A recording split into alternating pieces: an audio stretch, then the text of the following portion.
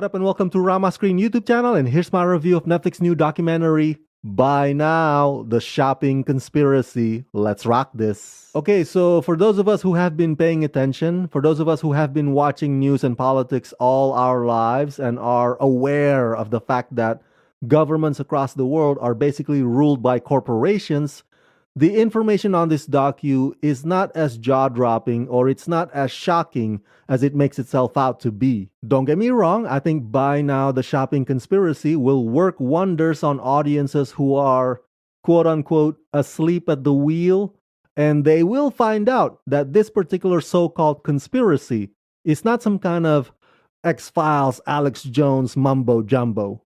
But this docu's weakness is that it doesn't go far enough. It's 80% showing you what happens behind the curtains, but then the 20% solutions that it offers, well, they're putting the onus on us, the consumers, which is fine because we are indeed partly to blame for being suckers in the overall system. But this type of dilemma needs a large-scale, industry-sized solutions. And that will never happen until you get corporate money out of politics, which is the most difficult task of them all. Written and directed by Nick Stacy, the lies you've been sold will cost you.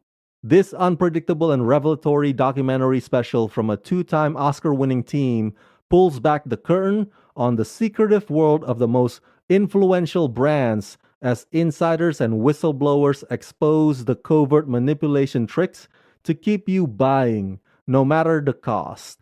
This is the story big business doesn't want you to know. As far as the quality of the docu itself, it's decent, it's cool. They use some sort of a Siri or Alexa voice to illustrate how corporations would gaslight you into buying more shit, and they would frequently distract you with squirrel or some other shiny object whenever you're about to wake up to the reality of it all.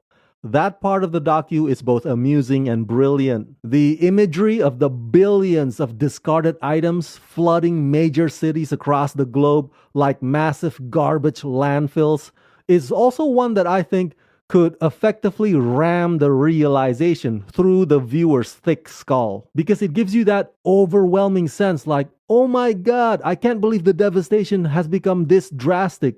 Well, newsflash, it has, and it is. The bullet points do help make the information more digestible for the viewers.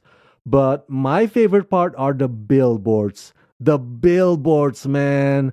They remind me of John Carpenter's cult hit, They Live. Remember that one? Boy, whenever Roddy Piper puts on his sunglasses, all of a sudden the billboard signs say, compliance. Buy, sell, consume.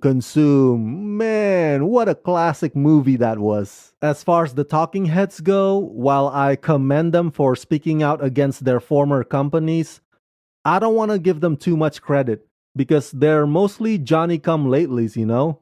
Oh, it took them now to finally have a come-to-Jesus moment. With the exception of that one woman who lost her job at Amazon, the rest of them only found their courage after they have made tons of money serving their corporate overlords for years. So they become activists now when it's finally convenient for them to do so. I have more respect for those who stand up to powers that be at the risk of their livelihood when there is so much on the line and they have so much to lose. The advice about how we should not buy plastics or how we should try to buy less stuff if possible, and try to repair our electronics instead of replacing them. Those are good advice and all. Very good advice. But again, to my point earlier, those efforts will not matter unless the corporations are forced to change as well. Instead of what's happening right now, which is letting them get away with virtue signaling and meaningless platitudes. This docu kind of touches on government regulations a little bit, but then it quickly cowers away from it immediately, and it fails to emphasize the importance of or the need to raise corporate taxations and audit. That's what I meant with it not going far enough, resulting in a docu that is enlightening but not sufficiently bold. So yeah, overall I give Buy Now, The Shopping Conspiracy the rating of 3.5 out of 5. It's a well meaning, well intentioned documentary, and it's a good start, but it doesn't quite get there, you know? It's not complete. It just doesn't quite cross that finish line.